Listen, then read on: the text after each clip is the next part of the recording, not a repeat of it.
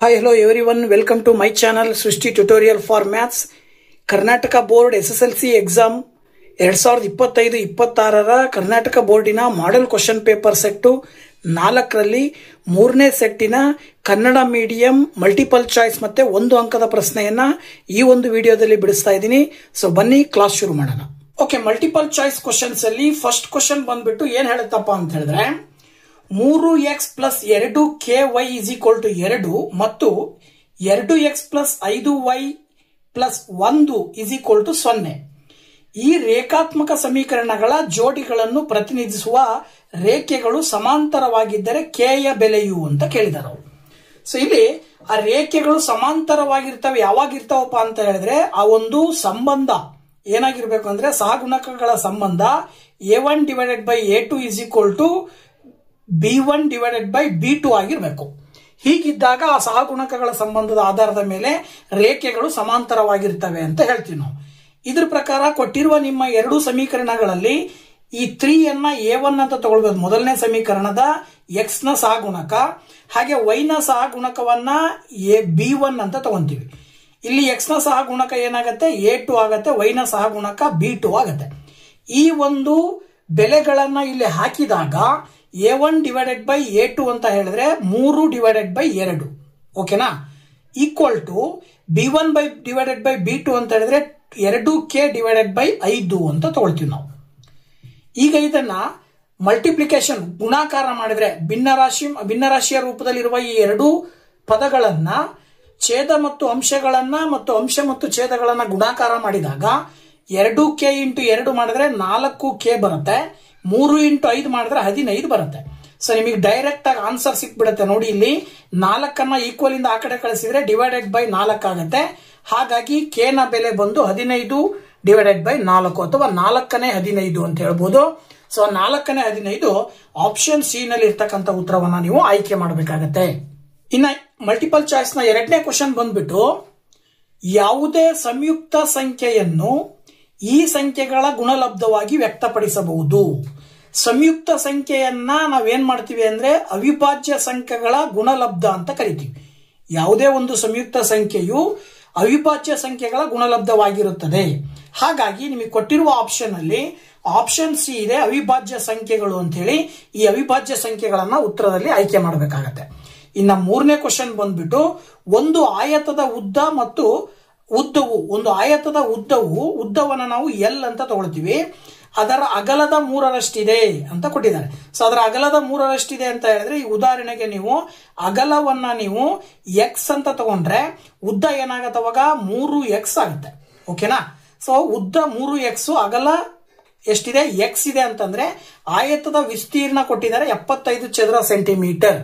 So ಇದನ್ನ ನೀವು ಆಯತದ ವಿಸ್ತೀರ್ಣ ಕಂಡುಹಿಡಿಯಲಿಕ್ಕೆ ನೀವು ಸೂತ್ರ ಏನ್ ಬಳಸ್ತೀರಿ, ಎಲ್ × ಬಿ, ಉದ್ದ × ಅಗಲ ಅನ್ನುವಂತ ಸೂತ್ರವನ್ನ ಬಳಸ್ತೀರಿ.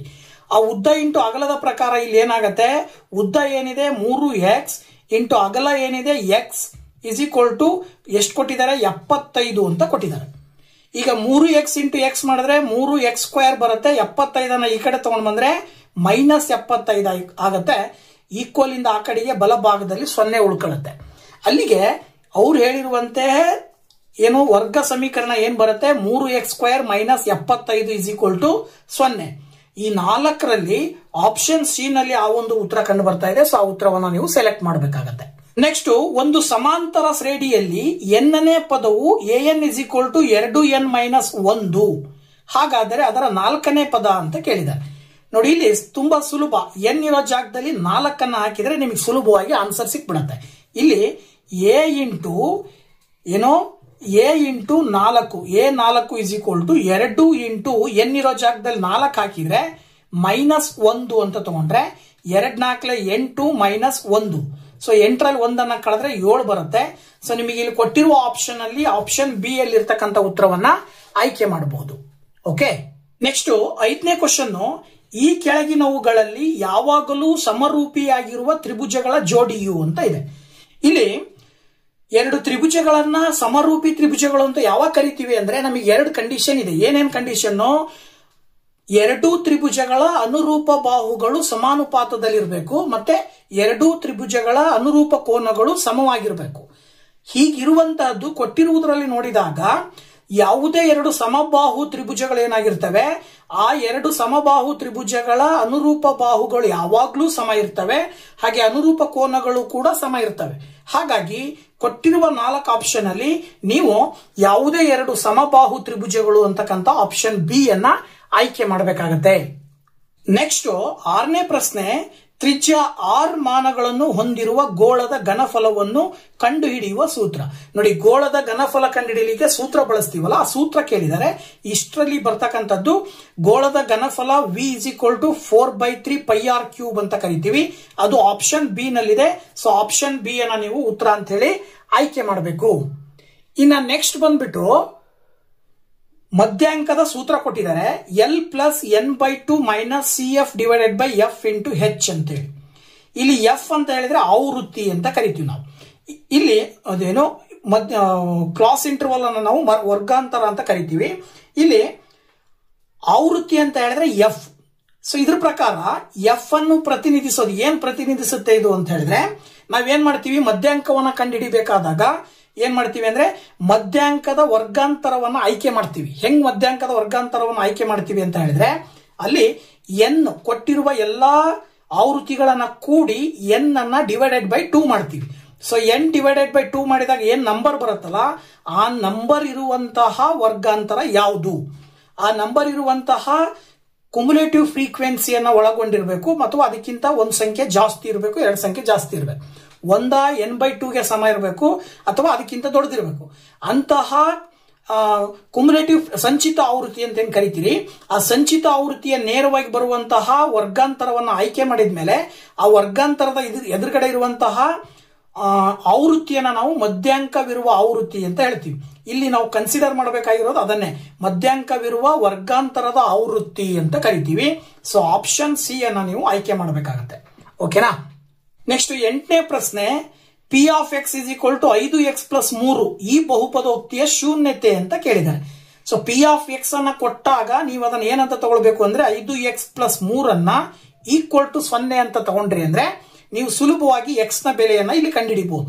ನೋಡಿ, ಇಲ್ಲಿ ಏನ್ ಮಾಡ್ತೀರಿ, ನೆಕ್ಸ್ಟ್ ಸ್ಟೆಪ್ 5x = +3 ಆ ಕಡೆ ಹೋದ್ರೆ -3 ಆಗತ್ತೆ. ಈಗ 5ಅನ್ನ ಆ ಕಡೆ ಕಳಿಸಿದ್ರೆ /5 ಆಗತ್ತೆ. ಗೊತ್ತಾಯ್ತಲ್ಲ. ಸೊ ಎಕ್ಸ್ ನ ಬೆಲೆ ಏನ್ ಬಂತು, -3/5. ಈ -3/5 ಅನ್ನೋದು ಏನಾಗಿರುತ್ತೆ, ಈ ಬಹುಪದೋಕ್ತಿಯ ಶೂನ್ಯತೆ ಆಗಿರುತ್ತೆ. ಸೊ ಈ -3/5 ಎಲ್ಲಿದೆ ಅಂದ್ರೆ ಆಪ್ಷನ್ ಎ ನಲ್ಲಿ ಆ ಒಂದು ಉತ್ತರ ಕೊಟ್ಟಿದ್ದಾರೆ. ಸೊ ನೀವು ಆ ಒಂದು ಉತ್ತರವನ್ನ ಆಯ್ಕೆ ಮಾಡಬೇಕಾಗತ್ತೆ. ಇನ್ನ 2ನೇ ಮೇನಲ್ಲಿ ಬರ್ತಕ್ಕಂತಹ 1 ಅಂಕದ ಕ್ವಶನ್ಸ್ 8 ಇರ್ತವೆ. ಅದರಲ್ಲಿ 9ನೇ ಕ್ವಶನ್ ಏನ್ ಹೇಳತ್ತಪ್ಪ ಅಂದ್ರೆ, ಚಿತ್ರದಲ್ಲಿ ಡಿಇ ಸಮಾಂತರ ಬಿಸಿ, ಡಿಇಯು ಬಿಸಿಗೆ ಸಮಾಂತರವಾಗಿದೆ. ಹಾಗೇನೆ ಬಿಡಿ 7.2 ಸೆಂಟಿಮೀಟರ್ ಕೊಟ್ಟಿದ್ದಾರೆ. ಮತ್ತೆ ಎಇ ಅನ್ನ ಏನ್ ಮಾಡಿದ್ದಾರೆ, 1.8 ಸೆಂಟಿಮೀಟರ್ ಕೊಟ್ಟಿದ್ದಾರೆ. ಹಾಗೇನೆ ಇಸಿ ಅನ್ನ 5.4 ಸೆಂಟಿಮೀಟರ್ ಅಂತ ಕೊಟ್ಟಿದ್ದಾರೆ. ಹಾಗಿದ್ರೆ ಎಡಿಯ ಉದ್ದವನ್ನು ಕಂಡುಹಿಡಿಯಿರಿ ಅಂತ ಹೇಳಿ. ಸೊ ಥೇಲ್ಸ್ ನ ಪ್ರಮೇಯದ ಪ್ರಕಾರ ಏನ್ ಹೇಳ್ಬೋದು ಅಂತ ಹೇಳಿದ್ರೆ, ಒಂದು ರೇಖೆಯು ತ್ರಿಭುಜದ ಒಂದು ಬಾಹುವಿಗೆ ಸಮಾಂತರದಲ್ಲಿದ್ದರೆ ಉಳಿದೆರಡು ಬಾಹುಗಳು ಸಮಭಾಗವಾಗಿ ವಿಭಾಗಿಸುತ್ತವೆ ಅಂತ ಹೇಳಿ ಹೇಳುತ್ತೆ. ಆ ಒಂದು ಸೂತ್ರದ ಪ್ರಕಾರ ಏನ್ ಹೇಳ್ಬೋದು ನಾವಿಲ್ಲಿ ನೋಡಿ, ಇಲ್ಲಿ AD/BD ಅಂತ ಹೇಳ್ಬೋದು. ಪೈಥಾಗೋರಸ್ನ ಪ್ರಮೇಯದ ಥೇಲ್ಸ್ ನ ಪ್ರಮೇಯದ ಪ್ರಕಾರ AD/BD = AE/CE ಅಂತ ತಗೊಳ್ತೀರಾ. ಸೊ AD ನಿಮಗೆ ಗೊತ್ತಿಲ್ಲ, /BD ಅಂತ ಹೇಳಿದ್ರೆ 7.2, AE ಅಂತ ಹೇಳಿದ್ರೆ 1.8 /CE ಅಂತ ಹೇಳಿದ್ರೆ 5.4. ಈಗ ಇದನ್ನ ನೀವು ವ್ಯುತ್ಕ್ರಮ ವಿಧಾನದಲ್ಲಿ ಬರ್ಕೊಂಡ್ರೆ AD × 5.4 ಆಗತ್ತೆ. ಓಕೆನಾ, = 7.2 × 1.8 ಅಂತ ಬರೀತೀರಿ. ಈಗ 5.4 ಅಲ್ವಾ ಇದು. ಸೊ ಈಗ AD ಅನ್ನ ಮಾತ್ರ ಇಲ್ಲಿ ಇಟ್ಕೊಂಡ್ರೆ 5.4 ಆ ಕಡೆ ಹೋದ್ರೆ 7.2 × 1.8 /5.4 ಅಂತ ತಗೊಳ್ತೀರಾ. ಈಗ ನೀವು 1.8 ರಿಂದ 5.4 ಅನ್ನ ಭಾಗಿಸಬಹುದು. 3 ಮಾಡಿದ್ರೆ 5.4 ಬರುತ್ತೆ. 3 ರಿಂದ 7.2 ಅನ್ನ ಭಾಗಾಕಾರ ಮಾಡಿದ್ರೆ ಎಡಿಯ ಬೆಲೆ ಏನ್ ಬರುತ್ತೆ ನಿಮಗೆ ಅಂದ್ರೆ 2.4 ಸೆಂಟಿಮೀಟರ್ ಬರುತ್ತೆ. ಈ 2.4 ಸೆಂಟಿಮೀಟರ್ ಅನ್ನೋದು ಏನಾಗಿರುತ್ತೆ, ಈ ಒಂದು ಎಡಿಯ ಉದ್ದ. ಎಡಿಯ ಉದ್ದ ಎಷ್ಟು ಬರುತ್ತೆ, 2.4 ಸೆಂಟಿಮೀಟರ್ ಅಂತ ಹೇಳಿ ಬರಿಬೇಕಾಗತ್ತೆ. ಓಕೆನಾ. ನೆಕ್ಸ್ಟ್ 10th ಕ್ವಶನ್, ಮೂಲ ಬಿಂದುವಿನಿಂದ ಪಿ ಆಫ್ ಎ ಕಾಮ ಬಿ ಬಿಂದುವಿಗೆ ಇರುವ ದೂರವನ್ನು ಬರೆಯಿರಿ ಅಂತ ಕೊಟ್ಟಿದ್ದಾರೆ. ಮೂಲ ಬಿಂದು ಅಂತ ಹೇಳಿದ್ರೆ ಎಕ್ಸ್ ಮತ್ತೆ ವೈ ಅಕ್ಷಗಳೆರಡೂ ಕೂಡ ಸೇರುವಂತಹ ಜಾಗ ಏನಿದೆ ಅದನ್ನ ನಾವು ಮೂಲ ಬಿಂದು ಅಂತ ಕರಿತೀವಿ. ಆ ಮೂಲ ಬಿಂದು ಏನಾಗಿರುತ್ತಪ್ಪ ಅಂದ್ರೆ ನೋಡಿ, ಆ ಮೂಲ ಬಿಂದುವನ್ನ ನಾವೇನಂತ ತಗೊಳ್ಬಹುದು, ಇಲ್ಲಿ 0,0 ಅಂತ ತಗೊಳ್ಬಹುದು. ಕೊಟ್ಟಿರುವಂತಹದ್ದು ಪಿ ಎ ಕಾಮ ಬಿ, ಕ್ಯೂ ಅನ್ನ ನಾವು 0,0 ಅಂತ ತಗೊಂಡ್ರೆ ಎ ಕಾಮ ಬಿ ಅನ್ನ x1 y1 0,0 ಇದನ್ನ x2 y2 ಅಂತ ತಗೊಂಡು ಡಿಸ್ಟೆನ್ಸ್ ಫಾರ್ಮುಲಾ ದೂರ ಕಂಡುಹಿಡಿಯುವಂತ ಎರಡು ಬಿಂದುಗಳ ನಡುವಿನ ದೂರವನ್ನ ಕಂಡುಹಿಡಿಯುವ ಸೂತ್ರವನ್ನ ಬಳಕೆ ಮಾಡಿದ್ರೆ √x2 - x1 whole square plus y2 - y1 whole square ಅಂತ ಬರ್ಕೊಳ್ಬಹುದು. ಈಗ x2 ಅಂತ ಹೇಳಿದ್ರೆ 0 ಮೈನಸ್ x1 ಅಂದ್ರೆ a whole square plus y2 ಅಂತ ಹೇಳಿದ್ರೆ 0 ಮೈನಸ್ y1 ಅಂತ ಹೇಳಿದ್ರೆ b ಹೋಲ್ ಸ್ಕ್ವೇರ್. ಈಗ ನೋಡಿ ಏನಾಗುತ್ತೆ ಅಂತ ಹೇಳಿದ್ರೆ ನೋಡಿ, ಇಲ್ಲಿ 0 ಮೈನಸ್ a ಅಂದ್ರೆ a ಬರುತ್ತೆ, ಮೈನಸ್ ಎ ಬರುತ್ತೆ, ಮೈನಸ್ ಎ ದ ವರ್ಗ ಬಂದ್ಬಿಟ್ಟು ಎ ಸ್ಕ್ವೇರ್ ಆಗುತ್ತೆ. 0 ಮೈನಸ್ ಬಿ ಅಂದ್ರೆ ಮೈನಸ್ ಬಿ ಬರುತ್ತೆ, ಮೈನಸ್ ಬಿ ದ ವರ್ಗ ಬಂದ್ಬಿಟ್ಟು ಬಿ ಸ್ಕ್ವೇರ್ ಆಗುತ್ತೆ. ಅಲ್ಲಿಗೆ ಆ ದೂರವನ್ನ ನಾವು ಸಾಮಾನ್ಯವಾಗಿ ಹೇಳೋದಾದ್ರೆ √a² ಪ್ಲಸ್ ಬಿ ಸ್ಕ್ವೇರ್ ಅಂತ ಹೇಳಿ ಬರಿಬೇಕಾಗತ್ತೆ. ಇದು 10ನೇ ಕ್ವಶನ್ಗೆ ಆನ್ಸರ್. ಓಕೆ, ನೆಕ್ಸ್ಟ್ 11ನೇ ಕ್ವಶನ್, ವರ್ಗ ಬಹುಪದೋಕ್ತಿ F of X is equal to x² minus 9x plus 20. ಇದರಲ್ಲಿ ಎಫ್ ಆಫ್ 1ರ ಬೆಲೆಯನ್ನು ಕಂಡುಹಿಡಿಯಿರಿ ಅಂತ ಕೊಟ್ಟಿದ್ದಾರೆ. ಕೊಟ್ಟಿರುವ ವರ್ಗ ಬಹುಪದೋಕ್ತಿಗೆ ಎಕ್ಸ್ ಇರುವ ಜಾಗದಲ್ಲಿ 1 ಹಾಕಿ ಲೆಕ್ಕ ಮಾಡಿದಾಗ ನಿಮಗೆ ಅದರ ಆನ್ಸರ್ ಸಿಗುತ್ತೆ.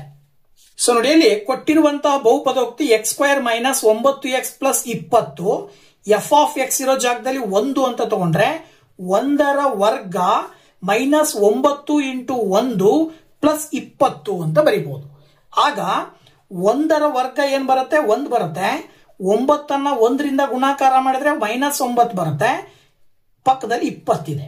ಸೊ ನೀವು 20ಕ್ಕೂ 1ಅನ್ನ ಕೂಡಿದ್ರೆ ಎರಡಕ್ಕೂ ಪ್ಲಸ್ ಚಿಹ್ನೆ ಇರೋದ್ರಿಂದ ಕೂಡಿ -9ಅನ್ನ ನೀವು ಕಳೆದ್ರಿ ಅಂತ ಹೇಳಿದ್ರೆ ಏನ್ ಬರುತ್ತೆ, -9ಅನ್ನ ಕಳೆದಾಗ 21ರಲ್ಲಿ 9ಅನ್ನ ಕಳೆದ್ರೆ 12 ಬರುತ್ತೆ. ಓಕೆನಾ. ನೆಕ್ಸ್ಟ್ 12ನೇ ಕ್ವಶನ್, ಒಂದು ಸಮಾಂತರ ಶ್ರೇಣಿಯಲ್ಲಿ ಮೊದಲ 4 ಪದಗಳ ಮೊತ್ತ 20 ಮತ್ತು ಮೊದಲ 3 ಪದಗಳ ಮೊತ್ತ 12 ಆದರೆ ಆ ಸಮಾಂತರ ಶ್ರೇಣಿಯ 4ನೇ ಪದವನ್ನು ಕಂಡುಹಿಡಿಯಿರಿ ಅಂತ ಕೇಳಿದ್ದಾರೆ. ಸೊ ಇಲ್ಲಿ ಸಮಾಂತರ ಶ್ರೇಣಿಯಲ್ಲಿ ಅಕ್ಕಪಕ್ಕದ 2 ಪದಗಳ ಮೊತ್ತವನ್ನ ಕೊಟ್ಬಿಟ್ಟು ಆ ಒಂದು nನೇ ಪದವನ್ನ ಕಂಡುಹಿಡಿಯಿರಿ ಅಂತ ಕೇಳಿದಾಗ ಏನ್ ಮಾಡ್ತೀವಿ ಅಂದ್ರೆ ದೊಡ್ಡ ಪದದ ಮೊತ್ತದಲ್ಲಿ ಚಿಕ್ಕ ಪದದ ಮೊತ್ತವನ್ನ ಕಳಿಬೇಕಾಗತ್ತೆ. ಅಂದ್ರೆ ಇದ್ರ ಅರ್ಥ ಏನಪ್ಪಾ ಅಂದ್ರೆ, ಸೊ ಎನ್ ಅನ್ನೋದು nನೇ ಪದ ಬೇಕು ಅಂದ್ರೆ SN ಮೈನಸ್ n-1 ಅಂತಕ್ಕಂಥ ಸೂತ್ರ ಬರುತ್ತೆ. ಇಲ್ಲಿ SN ಅಂದ್ರೆ S4 4ನೇ ಪದ ಕೊಟ್ಟಿದ್ದಾರೆ, ಮೈನಸ್ 3ನೇ ಪದ ಕೊಟ್ಟಿದ್ದಾರೆ, ಅದನ್ನ 4 ಮೈನಸ್ 1 ಅಂತ ತಗೊಂಡ್ರೆ 3 ಆಗತ್ತೆ. ಈಗ 4ನೇ ಪದವನ್ನ ಏನ್ ಕೊಟ್ಟಿದ್ದಾರೆ,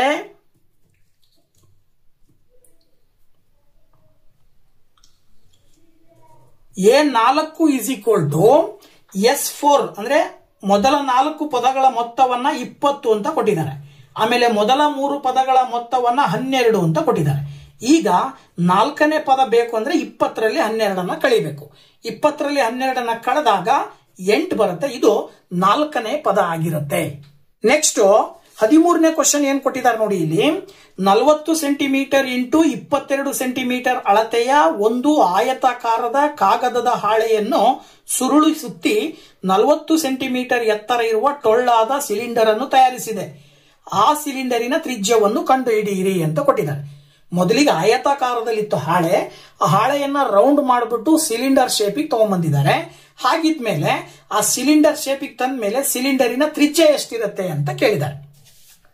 ಸೊ ಅವರಲ್ಲಿ ಏನೋ ಆಯತಾಕಾರವನ್ನ ಏನ್ ತಗೊಂಡಿದ್ದಾರೆ, ಆಯತದ ಉದ್ದ ಅಂತ ಕೊಟ್ಟಿದ್ದಾರೆ ಅವರು. ಸೊ ಆಯತದ ವಿಸ್ತೀರ್ಣ ಅಂತ ಕರಿತೀವಿ ನಾವು.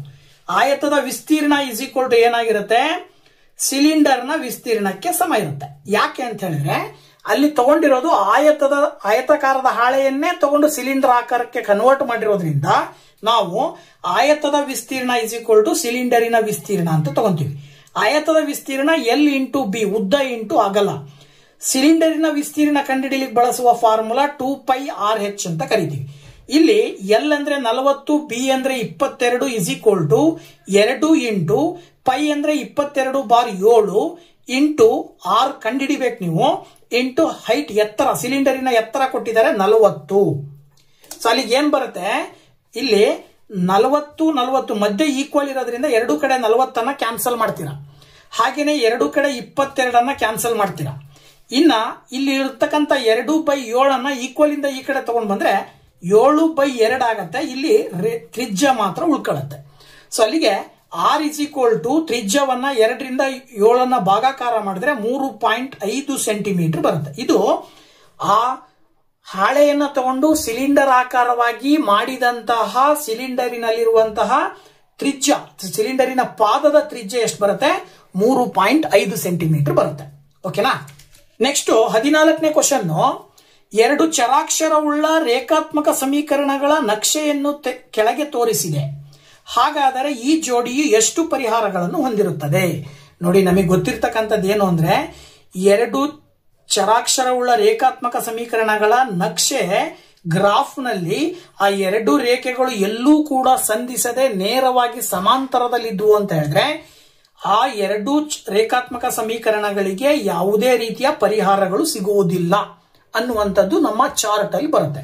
ಅದರ ಆಧಾರದ ಮೇಲೆ ಇದಕ್ಕೆ ನಾವು ಉತ್ತರ ಏನು ಬರೀಬೇಕಾಗತ್ತೆ, ಪರಿಹಾರವಿರುವುದಿಲ್ಲ ಅಂತಕ್ಕಂಥದ್ದು ಇದಕ್ಕೆ ಉತ್ತರವಾಗಿರುತ್ತೆ. ಓಕೆನಾ, ಪರಿಹಾರವಿರುವುದಿಲ್ಲ ಅಂತೇಳಿ ಬರಿಬೇಕಾಗತ್ತೆ. ನೆಕ್ಸ್ಟ್ 15ನೇ question, sin a plus sin square a is equal to 1 ಆದರೆ cos square a plus cos power 4 a ದ ಬೆಲೆ ಏನು ಅಂತ ಕೇಳಿದ್ದಾರೆ. ಸೊ ಇದನ್ನ ಸುಲಭವಾಗಿ ಹೇಳ್ಬೋದು. ಹೆಂಗಪ್ಪ ಅಂತ ಹೇಳಿದ್ರೆ ನೋಡಿ, ಅವರೇ ಕೊಟ್ಟಿದ್ದಾರೆ sin a plus sin square a is equal to 1 ಅಂತ. ಈ sin ಸ್ಕ್ವೇರ್ a ನ ಎಡಭಾಗದಿಂದ ಬಲಭಾಗ ಕಳಿಸಿದಾಗ ಮೈನಸ್ sin ಸ್ಕ್ವೇರ್ a ಆಗುತ್ತೆ. ನಮಗೆ ತ್ರಿಕೋನಮಿತಿನಲ್ಲಿ ಸೂತ್ರ ಬರ್ತದೆ, ಏನು, sin square a plus cos square a is equal to 1 ಅಂತ. ಅದ್ರ ಪ್ರಕಾರ 1 ಮೈನಸ್ sin ಸ್ಕ್ವೇರ್ a ನ ನಾವು cos ಸ್ಕ್ವೇರ್ a ಅಂತ ಬರ್ಕೊಳ್ಬಹುದು. ಅಲ್ಲಿಗೆ sin a ಇದ್ದಿದ್ದು cos ಸ್ಕ್ವೇರ್ a ಆಗಿದೆ ಅಂದ್ರೆ sin ಗೆ ಸ್ಕ್ವೇರ್ ಮಾಡಿದ್ರೆ cos ಸ್ಕ್ವೇರ್ ಗೂ ಕೂಡ ಸ್ಕ್ವೇರ್ ಮಾಡಿದೀವಿ ಅಂದ್ರೆ cos ರೈಸ್ ಟು 4a ಆಗುತ್ತೆ. ಅಲ್ಲಿಗೆ ಈ cos raise to 4a plus cos square a ಏನಂತ ಬರೀಬಹುದು, sin square a plus sin a ಅಂತ ಬರ್ಕೊಳ್ಬಹುದು. ಅವರೇ ಗಿವನ್ ಕೊಟ್ಟಿದ್ದಾರೆ sin square a plus sin a ಅಂದ್ರೆ 1 ಅಂತ. ಇಲ್ಲಿ sin square a plus sin a ಗೆ 1 ಅಂತ ಬೆಲೆ ಹಾಕಿದಾಗ cos raise to 4a plus cos square a ದ ಬೆಲೆ ಬಂದ್ಬಿಟ್ಟು 1 ಅಂತ ಬರುತ್ತೆ. ಓಕೆನಾ. ಸೊ ಇದು ಉತ್ತರ ಆಗಿರುತ್ತೆ. ಅಂದ್ರೆ 15ನೇ ಪ್ರಶ್ನೆಗೆ ಉತ್ತರ 1. ಸೊ 1 ಅಂಕದ ಕೊನೆಯ ಇನ್ನೊಂದು ಕ್ವಶನ್ ನೋಡೋದಾದ್ರೆ, ಎ ಘಟನೆಯ ಸಂಭವನೀಯತೆಯು 5ನೇ 1 ಮತ್ತು n of A is equal to 2 ಆದರೆ n ಆಫ್ ಎಸ್ ನ ಬೆಲೆಯನ್ನು ಕಂಡುಹಿಡಿಯಿರಿ ಅಂತ ಕೊಟ್ಟಿದ್ದಾರೆ. ನಮಗೆ ಸಾಮಾನ್ಯವಾಗಿ ಸಂಭವನೀಯತೆ ಕಂಡುಹಿಡಿಯಕ್ಕೆ ಕೊಡ್ತಾರೆ. ಇಲ್ಲಿ ಏನ್ ಮಾಡಿದ್ದಾರೆ, ಸಂಭವನೀಯತೆಯನ್ನು ಅವರೇ ಕೊಟ್ಟಿದ್ದಾರೆ, ಮತ್ತೆ n ಆಫ್ ಎ ನ ಕೊಟ್ಟಿದ್ದಾರೆ, n ಆಫ್ ಎಸ್ ಅನ್ನ ಕಂಡುಹಿಡಿಬೇಕು.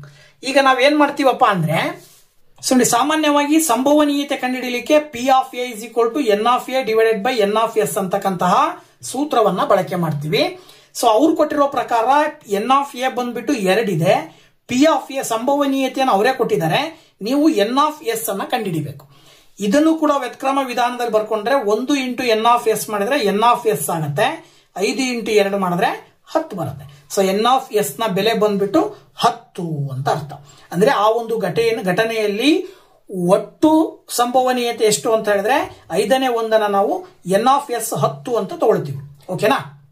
Paper 3 Kannada medium model question paper 2025-26ರ ಒಂದು ಅಂಕದ ಪ್ರಶ್ನೆಗಳು ಮತ್ತೆ ಮಲ್ಟಿಪಲ್ ಚಾಯ್ಸ್ ಕ್ವಶನ್ಸ್ ಅನ್ನ ನಾನು ಇವತ್ತಿನ ದಿನ ನಿಮ್ ಜೊತೆ ಹಂಚ್ಕೊಂಡಿದ್ದೀನಿ. ಸೊ ನೆಕ್ಸ್ಟ್ ವಿಡಿಯೋದಲ್ಲಿ 2 ಅಂಕದ ಕ್ವಶನ್ ಒಂದಿಗೆ ಬರ್ತೀನಿ. ಸೊ ಅಲ್ಲಿ ತನಕ ವೇಟ್ ಮಾಡ್ತಾ ಇರಿ ಅಂತ ಹೇಳ್ತಾ thank you very much. Bye bye.